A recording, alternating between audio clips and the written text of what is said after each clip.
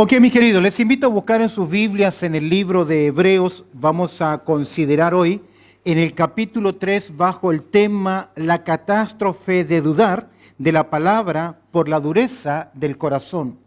Ya estamos en el día de hoy en el segundo pasaje de advertencia.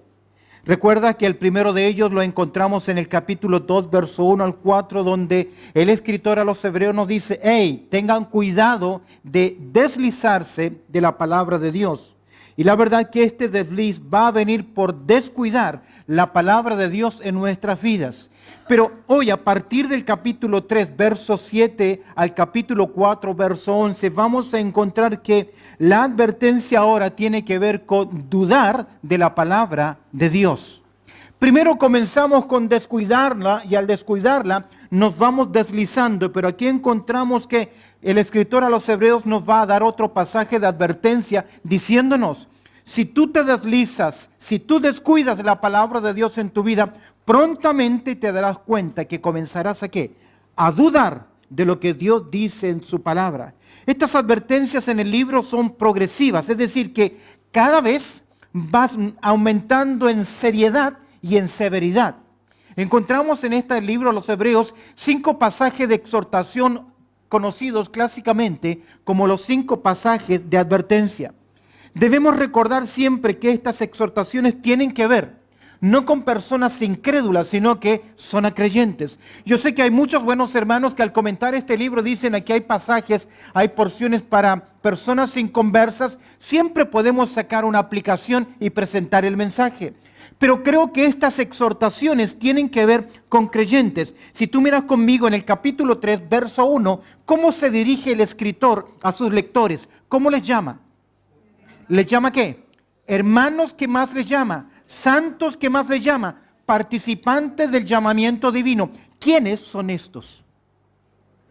Solamente creyentes. Recuerdas que en los primeros versículos veíamos cómo Jesucristo es superior a Moisés. Ahora, cuando nos deslizamos de la palabra de Dios y la descuidamos, escúchame bien, el corazón comienza a endurecerse. Es por eso que en estos versículos que vamos a observar del 7 al 19, 18, del 7 al 19 del capítulo 3, vamos a ver que 4 veces se hace mención de la palabra corazón. Para quienes les gusta el estudio bíblico e interpretar las escrituras, usted sabrá que en un pasaje, en una porción, si se repite una palabra varias veces, es porque ahí está girando ¿qué cosa? El punto principal. Y mis queridos, si nos deslizamos fácilmente al descuidar la palabra de Dios, fácilmente nuestro corazón se va ¿a qué? A endurecer, que es la advertencia. Observemos entonces cómo el escritor, al darnos esta exhortación, nos va a advertir, y quiero que hagamos 2 observaciones rápidamente. En primer lugar, quiero que observes conmigo cómo el escritor, para advertirles, para llamarles en la exhortación a que no se endurezca su corazón delante de la palabra de Dios, en primer lugar, él va a mirar hacia el pasado y va a tomar como ejemplo a la nación de Israel. Mira, en primer lugar, el ejemplo del pasado, Israel, verso 7. En primer lugar, el escritor, al presentar el ejemplo del pasado, es decir, a Israel, va a poner una apelación escritural. Lo primero que va a decir es poner la palabra de Dios, la apelación a las escrituras. Mira lo que dice el verso 7. ¿Estás conmigo? Hebreos capítulo 3, verso 7. Por lo cual, como dice ¿quién? El Espíritu Santo, si hoy, ¿qué?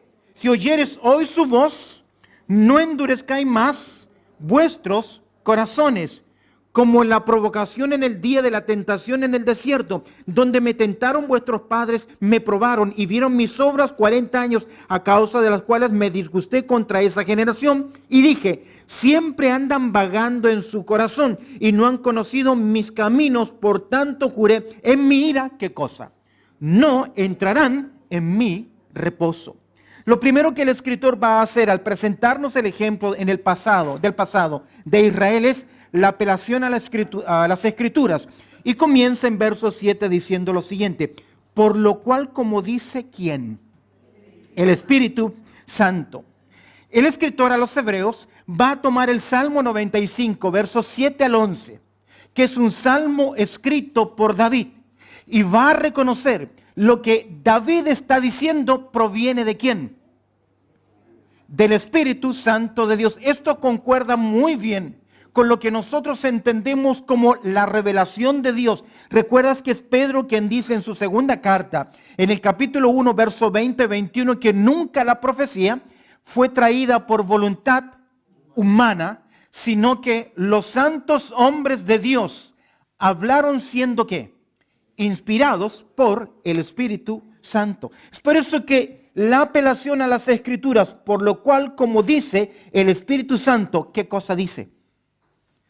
Si oyeres hoy su voz.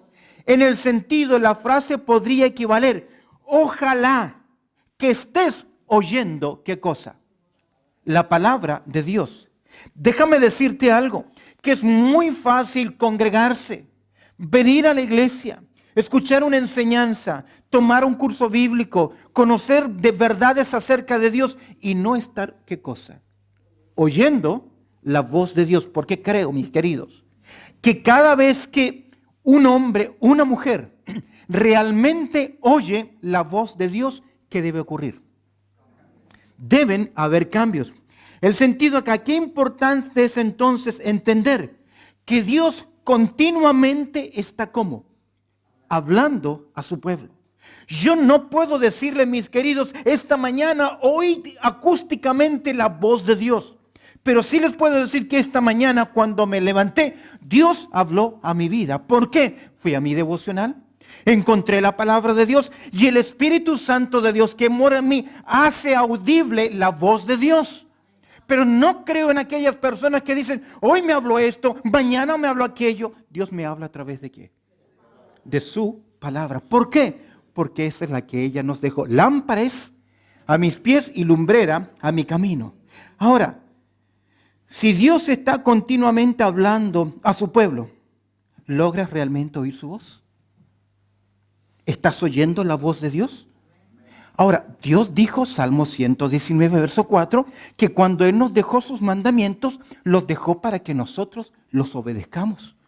Pero si hay algo que Dios le dice continuamente a la nación de Israel es pueblo duro de cerviz, que están en rebeldía hacia su voz. Si oyeres hoy su voz. Cuando uno oye la voz de Dios, ¿cuándo es el momento en que debe responder a ella? ¿Qué dice el texto? ¿Cuándo debe responder a ella? Yo recuerdo la historia del gran predicador evangelista D.L. Moody, predicando allá en Chicago. Predicó, estaba muy cansado. Y ese día decidió no hacer el llamado, sino que le dijo a toda la gran audiencia que estaba en su iglesia en ese momento, escuchando la palabra de Dios, les dijo, les voy a dar una semana para que piensen y decidan qué van a hacer con lo que hoy han oído. Y terminó el culto.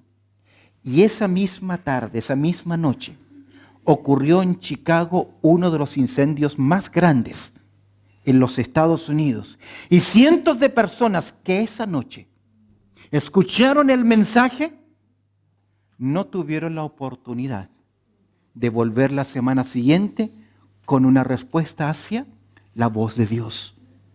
De ahí que D.L. Moody se propuso en su corazón, no le importaba si el grupo era pequeño o grande, llamar a las personas a qué? A que tomen una decisión cuando oyen qué cosa?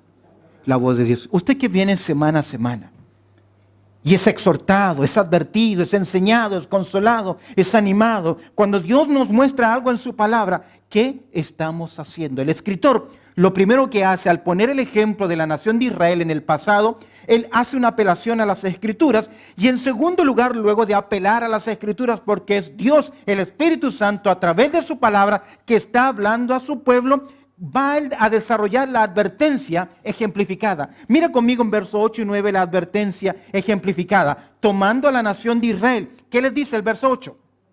No endurezcáis, ¿qué? Vuestros corazones. Esto tiene que ver con la actitud que tenemos de aceptar las instrucciones divinas o no moldearnos a su voluntad. Esto tiene que ver con qué actitud voy yo, escucho su voz, Oigo su voz, pero ¿qué está pasando en dónde? En mi corazón. No endurezcáis vuestros corazones. Es Isaías en el capítulo 46, verso 12 que dice, oíd duros de corazón que estáis lejos de la justicia. Y esto es interesante, lo que dice Isaías 46, 12. Que cuando nosotros endurecemos nuestro corazón a la voz de Dios, no podemos acatar, escúcheme bien, la justicia de Dios. Ahora, ¿qué es la justicia de Dios? Es el obrar, es el hacer conforme a qué?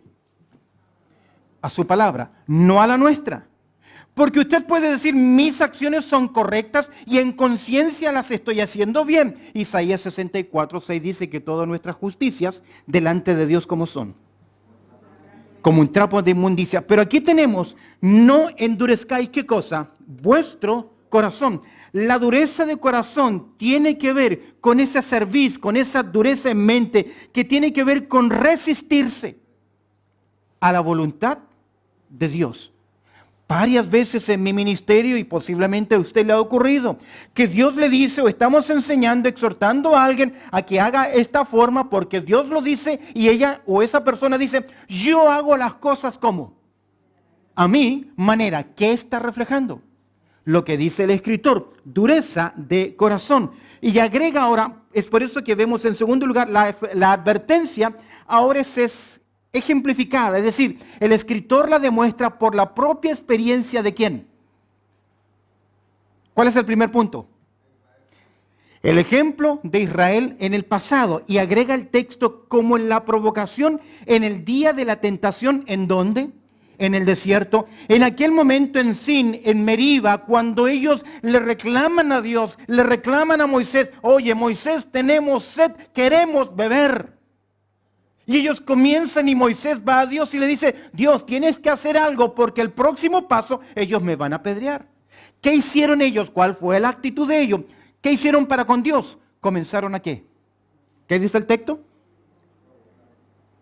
Como en la provocación en el día de la tentación. Comenzaron a tentar a Dios. Ahora pregunta, ¿puede ser Dios tentado? ¿Puede ser Dios incitado al mal? ¿Qué significa entonces? Que comenzaron a desconfiar ¿de qué? Del cuidado de Dios. Mira el verso 9. ¿Cómo vemos acá la advertencia ejemplificada? ¿Dónde me tentaron quiénes? Vuestros padres me probaron y vieron mis obras, ¿qué? 40 años. Aquí creo que el escritor nos lleva a Cades Barnea. ¿Recuerdas el informe, capítulo 13 del libro de Números, cuando ellos van a ver la tierra prometida? ¿Qué dicen? Es buena, es grande, un racimo de uva. ¿Era traído por quiénes? Por dos personas. Es decir, era próspera, es una tierra que fluye leche y miel. Están a las puertas de poseer la tierra. Pero ¿qué dicen 10 de los 12 espías? ¿Qué dicen? No vamos a poder con ellos. Porque comparativamente nosotros nos vemos como pequeñas langostas al lado de estos grandes gigantes que habían olvidado. ¿Ah? Que Dios los había liberado como poderoso gigante. Que Dios les había prometido esa tierra. Y en ese lugar, conociendo la palabra de Dios, oyendo la palabra de Dios, ¿qué pasó en sus corazones? Dudaron de ella, endureciéndose. Es por eso que el tema es la catástrofe de dudar de la palabra de Dios por la dureza de nuestro corazón, como la provocación en el día de la tentación en el desierto, donde me tentaron vuestros padres, me probaron. ¿Y vieron mis obras qué? Vieron la mano de Dios, pero lo que está diciendo ahora, por causa de su dureza, por no creer, hubieron qué cosa. Consecuencias en sus vidas. ¿Por qué rotaron? ¿Por qué tuvieron que dar vueltas por 40 años? Porque Dios es amor, pero también es fuego consumidor. Y Dios disciplinó a su pueblo.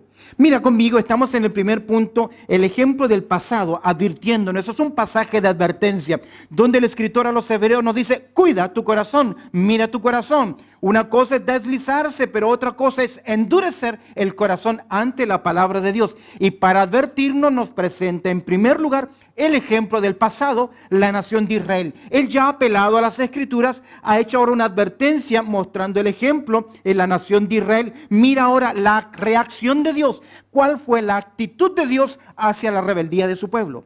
La rebeldía tiene que ver con hacer caso omiso a lo que Dios le había dicho. Si Dios había dado una promesa, si Dios había dado un mandato, ¿qué debían hacer los hombres? ¿Qué debían hacer? Si hoy oyeres su voz, ¿qué?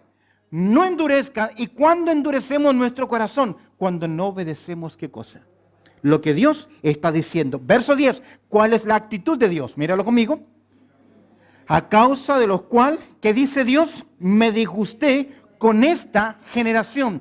Es una expresión antropomórfica para que nosotros podamos entender la actitud de Dios, el sentir de Dios, es decir, que Dios se dolió por lo que estaba ocurriendo. Si tú lees en 1 Corintios capítulo 10, verso 5, dice Pablo, de los demás de estos no se agradó Dios.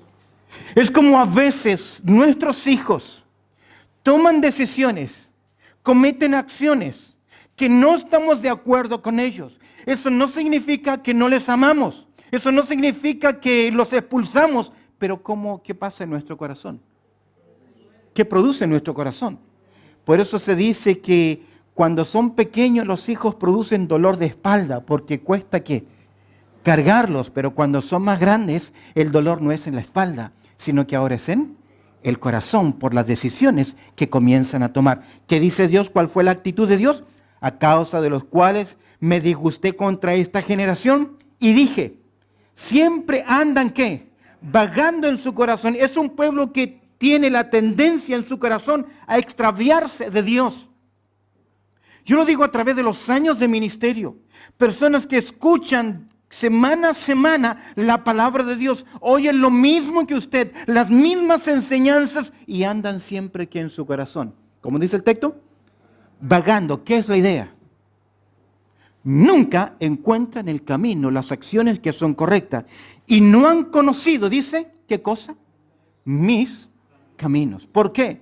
Porque los caminos de Dios no son nuestros caminos, ni sus pensamientos, nuestros pensamientos. Y muchas veces la lógica humana, la sapiencia humana, el conocimiento humano va en contra de los principios de las Escrituras. Por eso Isaías dice que mis caminos no son vuestros caminos y mis pensamientos no son vuestros pensamientos. Es por eso que nos duele, es por eso que a la nación de Israel le dolió Nazareno, le dolió las enseñanzas de Jesús. ¿Por qué razón? Porque Jesús le dice, si te dan en una mejilla, ¿qué?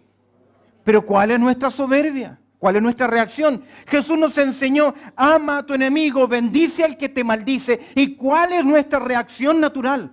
Casi las verdades de Dios son paradojas para nosotros. Más bienaventurado que es dar que recibir, pero no nos gusta. ¿Por qué? Porque no están a favor de qué? De nuestra lógica. Es por eso que a la gente no le gusta el Evangelio. No quiere oír la voz de Dios porque está a veces diametralmente ¿qué? Opuesto a sus prácticas. Mira lo que dice acá. La actitud de Dios, y dije siempre, andan vagando en sus corazones y no han conocido ¿qué? Mis caminos, a pesar de sus obras, a pesar de que vieron la mano de Dios, que observaron el poder de Dios, siguieron ¿qué? Dudando del propósito de Dios. Entonces el escritor, en su ejemplo del pasado, hace una apelación a las Escrituras, hace una advertencia tomando a Israel como ejemplo, presenta la actitud de Dios en verso 10 para finalmente mostrar ¿qué cosa? La acción de Dios, verso 11. ¿Cuál es? ¿Cómo comienza el verso 11? Estoy en Hebreos capítulo 3. Mire conmigo el texto, por favor. ¿Qué dice Hebreos 3? Por tanto, ¿a qué te suena eso? ¿Qué es? Finalmente, como una consecuencia, es un nexo que va a mostrar ahora cuál es de la actitud a la acción de Dios para con ese pueblo. Estamos hablando de qué pueblo. La nación de Israel son el pueblo de Dios. La exhortación del escritor es, cuida tu corazón por la dureza, y presenta el ejemplo en el pasado. Por tanto, ¿qué dice? Juré que en mi ira. Esta es una acción donde Dios dice, he tomado una decisión y la decisión es irrevocable. Es un decreto de Dios. Tiene que ver cuando Dios toma decisiones, el hombre no lo puede ¿qué? Doblegar o cambiar. ¿Por qué?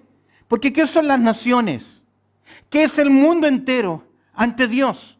Nos dice el profeta que es como una gota que sale, ¿de dónde? De un cubo de agua.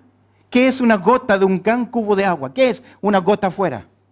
Nada. Si nosotros, dice, por tanto juré en mi ira, no entrarán ¿en dónde?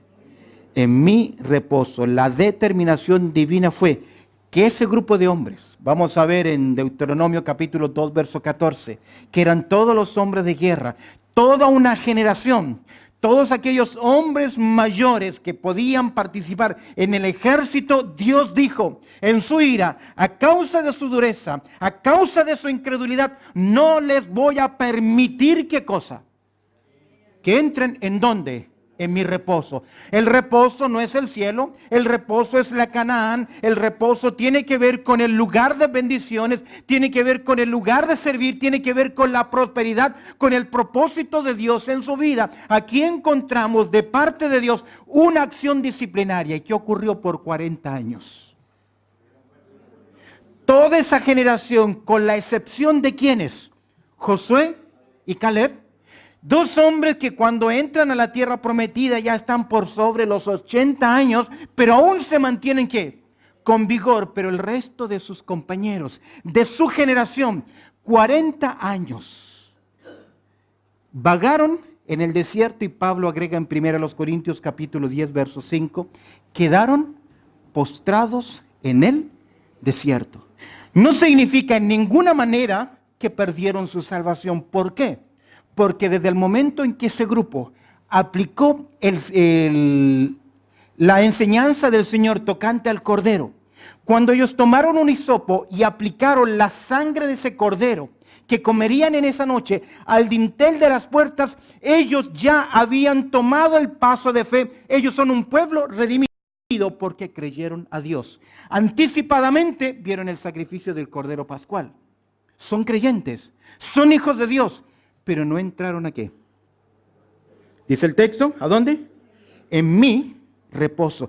La disciplina fue la justa acción de Dios durante la vida de aquellos por su pecado de rebeldía e incredulidad. Por tanto, morirían en el desierto en lugar de estar en la tierra prometida. ¿Por qué? En el desierto. Ellos escogieron. Y déjame decirte algo. Usted y yo, tal vez los que hoy nos están viendo, somos libres de tomar las decisiones que queramos. La vida del hombre es como una moneda. Usted decide lo que va a hacer con ella. ¿Cuántas veces? Una vez. Y después de esto, solo tiene que vivir a la luz de ¿qué? De las consecuencias.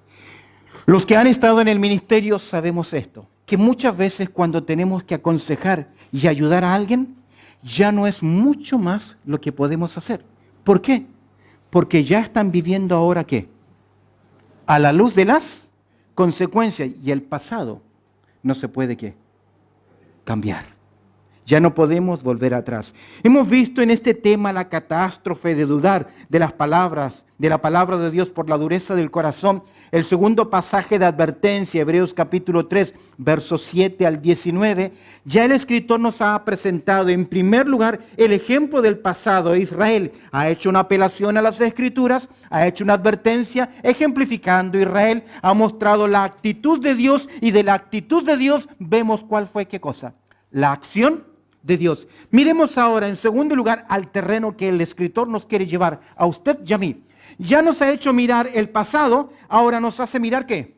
El presente, porque Él presenta ahora, no el ejemplo de Israel, sino la exhortación a la iglesia, a usted y a mí. ¿Qué tiene que ver ahora? La advertencia tiene que ver ahora con las consecuencias ¿de qué? De la incredulidad. Versos 12 al 19. Mire conmigo, en primer lugar el escritor dice lo siguiente, verso 12. hace una amonestación que es ¿qué? Específica. ¿Cómo comienza? Verso 12. ¿Cómo comienza? Por favor, mira tu texto, mira tu Biblia. Si hay alguien que no tiene, compartan. Mirad qué. Ok, la exhortación ¿a quién es?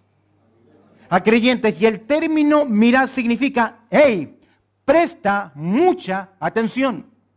En el capítulo 12, por ahí, verso 15, dice, mirad bien que brotando una raíz de amargura os contamine y muchos sean afectados por ello. Muchas veces los creyentes no prestamos atención ¿a qué? A nuestras vidas. Somos muy álgidos, muy agudos, muy fáciles de mirar la paja en el ojo ajeno. ¿Pero qué?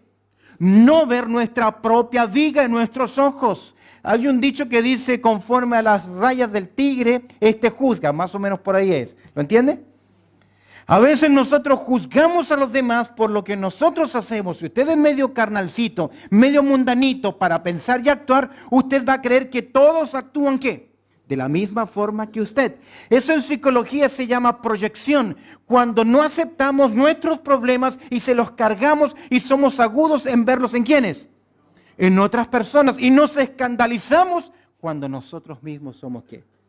Iguales y aunque peores. Mira lo que dice el escritor. La exhortación al presente primero comienza con una amonestación que es específica. ¿Por qué es específica? Porque nos dice que mira tu propia vida, hermano. Que no haya en ninguno de quién, de vosotros. Es decir, tengan cuidado, exhórtense, cuídense. Ahora tiene que ver con la vida de la iglesia en comunidad. No digas esto a mí, yo soy fiel, yo estoy en la iglesia, yo vengo todo el tiempo, yo creo en Dios. El escritor a los hebreos nos dice, hey, ten cuidado. Porque Pablo agrega lo siguiente en Corintios 10:12, primera. Dice Pablo, así que el que piensa estar firme, ¿qué? Mire que no caiga. No me gusta aquellos creyentes que se agrandan diciendo yo soy maduro, soy espiritual, tengo ejercicios espirituales. Tenga cuidado, porque el que piense estar firme, ¿qué? Mire que no caiga. A veces una pequeña mosca en el perfume del perfumista que hace heder el perfume, hace una pequeña locura. Así que no me diga eso, a mí no me va a ocurrir. Yo estoy caminando con el Señor. Creo que quienes más caminan con el Señor son blanco más fácil de qué? Del ataque. Por eso Pablo le dice, ten cuidado de ti mismo. Mira lo que dice el escritor, la amonestación específica. Mirad, hermanos, que no haya ninguno de vosotros con corazón ¿qué? Malo de incredulidad. Oye, le está hablando a creyentes. Es que, como dijo el profeta, ¿cómo es nuestro corazón? Dos calificativos. Es engañoso y también ¿qué? Perverso. Con tanta facilidad nuestro corazón, su corazón, mi corazón, se eclipsa. Se llena de rencor o de envidia, de soberbia o arrogancia. Y a veces la aparente humildad no es más que nada otra vía de nuestro gran orgullo en nuestras vidas. Por eso el escritor va a hacer en primer lugar una amonestación específica. Mirad, hermanos, que no haya ninguno de vosotros con corazón ¿qué? Malo. ¿De qué? Oye, usted siendo creyente puede también ser ¿qué cosa? Un incrédulo. Y yo digo, somos creyentes y le hemos confiado nuestro futuro al Señor. Sabemos que vamos camino al cielo. Pero mientras vamos camino al cielo, ¿cómo nos conducimos en esta tierra? ¿Con temor? ¿Con temblor? ¿Cuidando nuestra conducta? ¿Cuidando nuestro estilo de vida? ¿Nuestro testimonio? ¿Adornando la fe con nuestras acciones? Para, dice el texto, para apartarse ¿de quién? Al final del verso 12, ¿de quién? Del Dios vivo. La idea es extraviarse. No está diciendo que pierde su salvación, no lo está diciendo el texto, pero el texto está diciendo que puedes ir caminando tan lejos que puedes ir andando fuera ¿de qué? De la voluntad de Dios. Cuando comencé mis años de ministerio, cantaba una canción que me gustaba mucho. Hoy ya no la canto, no me dan los tonos, pero la canción decía, a veces creemos hacer tu voluntad, pero cuando miramos atrás nos damos cuenta que no es la realidad. Porque a veces creemos que mi actuar, mi acción es correcta, y aquí las cosas son interesantes. Un grado de desvío en la vida cristiana en el pasado, en el presente puede ser ¿qué cosa? Una gran distancia. Solo una cosa, solo una pequeña cosa. En el tiempo puede ser ¿qué cosa? Una gran distancia. ¿Y sabes cuál es el problema mayor de nuestro corazón? Como es engañoso y perverso, justifica ¿qué cosa? La decisión, la acción que hemos tomado. No es en Proverbios capítulo 13, si no me equivoco bien, que dice la insensatez del hombre, verso 3, 19:3. La insensatez del hombre tuerce su camino y luego ¿qué? Contra Jehová se irrita su corazón. ¿Por qué? Porque hay que culpar a alguien. Mira entonces en esta porción donde el escritor nos va a exhortar la amonestación específica, verso 12, luego nos va a presentar la acción espiritual a ejecutar. Primero nos hace una amonestación, mírense, mira tu vida, y en segundo lugar nos va a hacer una acción espiritual en la cual usted y yo nos podemos cuidar para que nuestro corazón no se endurezca. Mira lo que dice el texto. Antes, es decir, en vez de apartarnos, en vez de ver a un creyente que lentamente comienza a alejarse de la comunión, del andar correcto, del obedecer a Dios, dice antes, exhortaos ¿qué? Los unos a los otros ¿qué? Cada día.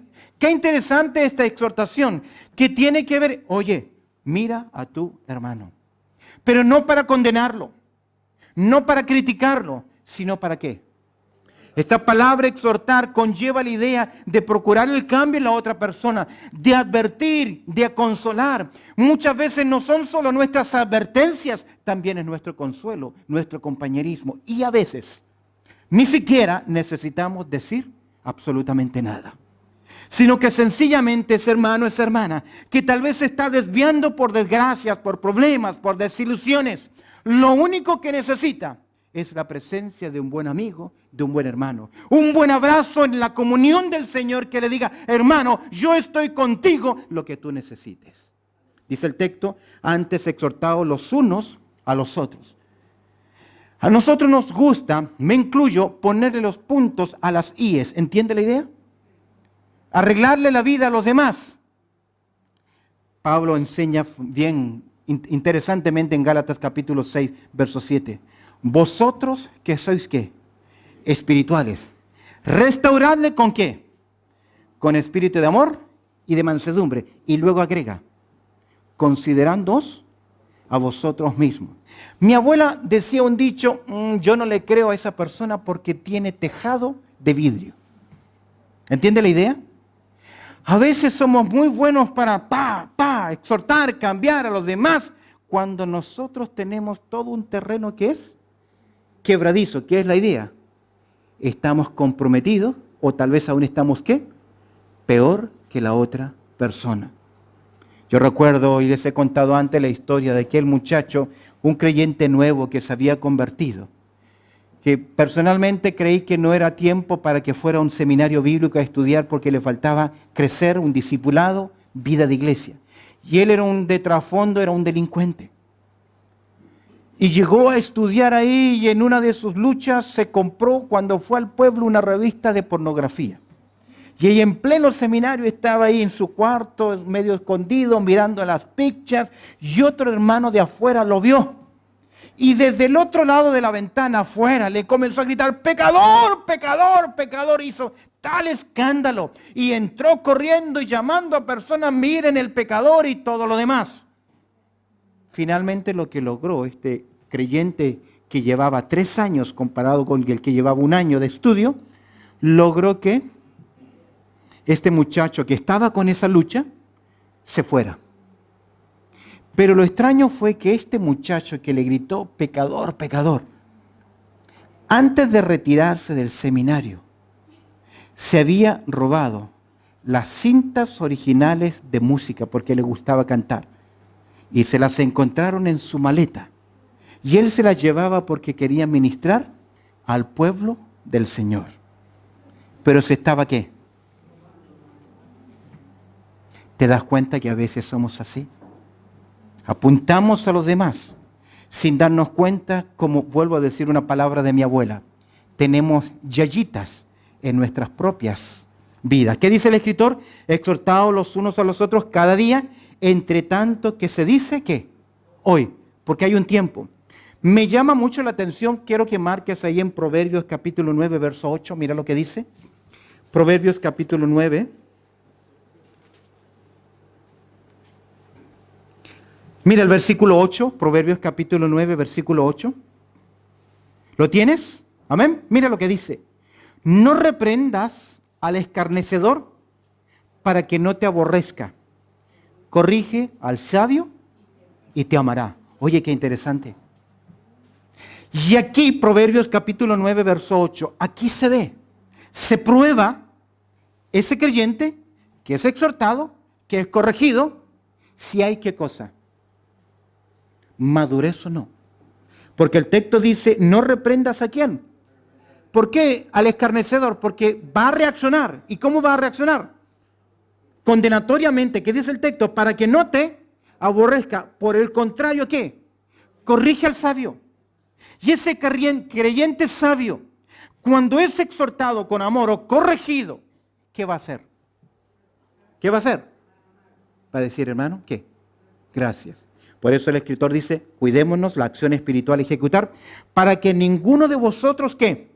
Se endurezca por el engaño del pecado. Queridos, aquí les digo algo. Yo me pregunto, ¿es posible que un creyente que está escuchando la palabra de Dios sea engañado por el pecado? ¿Qué piensa usted? Yo me cuestiono, mis queridos, porque yo no entiendo. Permítame las preguntas. ¿Cómo es posible que haya creyentes que pase el tiempo y no se congreguen sabiendo que Dios dice que tienen que hacerlo? Yo no entiendo cómo es posible que no sientan la necesidad o el peso o la responsabilidad de venir a la casa de Dios. Yo no entiendo cómo es posible que digan, oren por mí, tengo esta necesidad, cuando no tienen la conciencia delante de Dios de saber lo que es correcto y no qué, hacerlo. ¿Qué está pasando? ¿Qué ha ocurrido? La advertencia del escritor. ¿Cuál es? ¿Ah? Para que ninguno de vosotros ¿qué? Se endurezca por el engaño de qué? Del pecado. ¿Y sabes que es tan engañoso que puede llevarnos a creer que lo que yo estoy haciendo es qué? Correcto. ¿Cuántas veces he oído decir lo siguiente? Tengo un abogado en el cielo y él intercede por mí ante Dios. Es cierto. Pero el mismo libro de Primera de Juan, en el capítulo 3, dice que el que practica el pecado, ¿qué? No es de Dios, porque es imposible que siga viviendo en el pecado y no tenga, ¿qué cosa? Una conciencia. ¿Lo tiene? Las Escrituras nos exhortan continuamente a mirar nuestro andar, porque hay muchos que creen, pero no han nacido de nuevo. En 1 Corintios capítulo 15, verso 2, Pablo dice, para que no creáis en vano. Yo creo que hay personas que creen y que están al borde de la salvación, pero ¿qué? No son salvos. Pero no podemos decir que no creen, porque Santiago dice que también creen. ¿Los demonios qué hacen? Creen en Dios. Vamos rápidamente, terminamos la acción espiritual antes exhortando los unos a los otros cada día, entre tanto que se dice hoy, para que ninguno de vosotros se endurezca por el engaño del pecado. Es decir, debemos cuidarnos para que el engaño, el pecado no nos atrape. Verso 14, porque somos hechos, ¿qué? Participantes de Cristo. Estamos en una misma familia. Y si eres participante, ¿qué dice? Con tal que retengamos firmemente hasta el final nuestra confianza del principio. Es decir, la vida cristiana no es solamente cómo comenzamos, sino también ¿qué? Cómo terminamos. Alguien escribió lo siguiente, presta atención. Comenzar bien es bueno, pero no es suficiente. Solo aquellos que mantienen el curso trazado y terminan la carrera tienen alguna esperanza de ganar también el premio. No todos lo ganan. No estamos hablando de salvación, sino el premio. ¿Qué dice el escritor en la exhortación al presente, a la iglesia? Primero comienza con ¿qué? Con una amonestación, luego presenta una acción espiritual a ejecutar. Veamos en tercer lugar la atención a establecer, que debemos prestar atención. Mira la exhortación clave. Aquí nos quiere llevar el escritor. Entre tanto que se dice, si oyeres hoy su voz, nuevamente vuelve a ¿qué?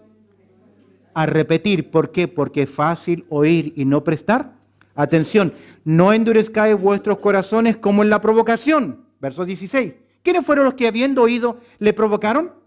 ¿No fueron todos los que salieron de Egipto por mano de Moisés? En otras palabras, los redimidos. Eran salvos. Pueblo de Dios, creyente. ¿Y con quiénes? Verso 17. Estuvo él disgustado, ¿qué? 40 años. Los redimidos fueron los mismos que también fueron disciplinados. El hecho de ser pueblo de Dios no nos exime de la disciplina divina. Déjame decirte algo. Tengo que concluir ya. Como nosotros hemos enfatizado tanto fe para salvación sin obras, nos hemos olvidado que las obras son ¿qué? Importantes. Que mis obras evidencian la calidad de vida que yo tengo. Hemos puesto tanto énfasis en repetir una oración que nos hemos equivocado que en ninguna parte de las Escrituras dice que por yo hacer una oración soy salvo. Hemos dicho tanto, si hoy abres tu corazón, si hoy oras conmigo y lo invitas a Jesús, ya eres salvo. Queridos, fue Dios quien abrió el corazón de Lidia. Hay que arrepentirse para convertirse. Hay que reconocer mi pasada manera de vivir y vivir una vida diferente. No demos seguridad de salvación porque solamente levantó ¿qué? Una mano. Hay mucha gente convencida, mucha gente conmovida, pero son poquitos los que realmente se han convertido. Ahora, mis queridos, a esos convertidos, cuando andan mal, Dios, ¿qué hace con ellos?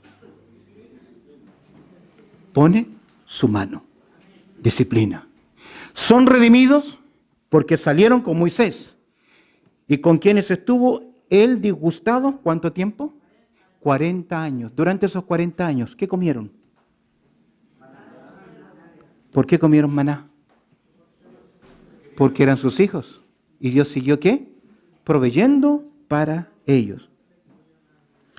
No fue, mira el verso 17, ¿con quién estuvo disgustado 40 años? No fue con los que pecaron, cuyos cuerpos cayeron, ¿dónde? En el desierto. Primero los Corintios 15, 10, verso 5, que dice, y de los demás de esto, ¿no se agradó Dios? ¿Quedaron qué? Postrados en el desierto. Disciplina.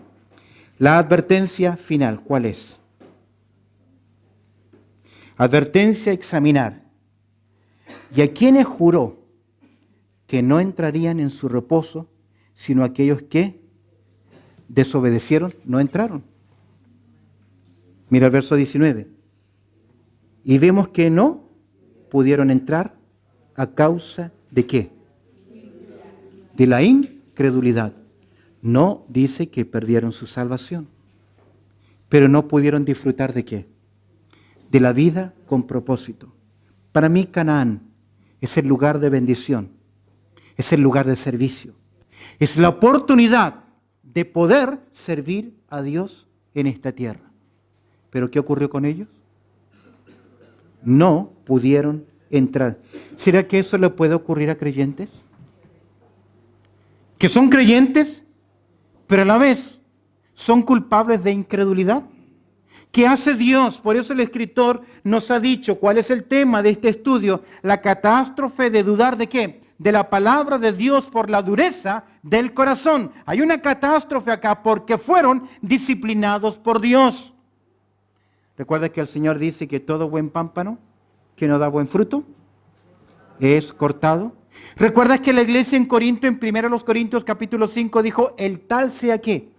Entregado a Satanás para la destrucción de la carne, pero su espíritu ¿qué? Sea salvo en el día del Señor. Disciplina divina.